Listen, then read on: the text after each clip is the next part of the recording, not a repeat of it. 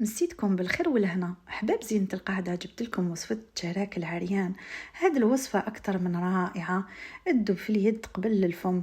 شوفوا معايا الصورة تتكلم على نفسها، تبعوا معايا المقادير والخطوات باش تحصلوا على نفس النتيجة.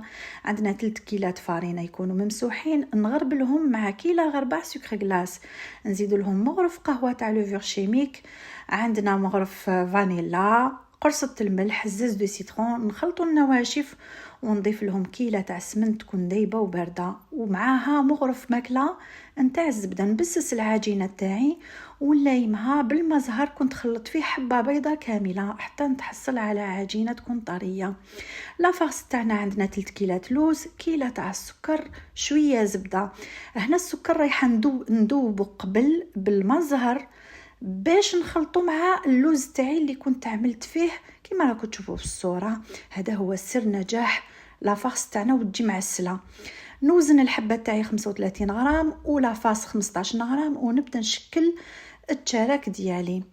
بعد ما نشكلو نحطو في سنيوه ونحطو داخل الفريجيدار 30 دقيقه باش تحكم لي لا فورم.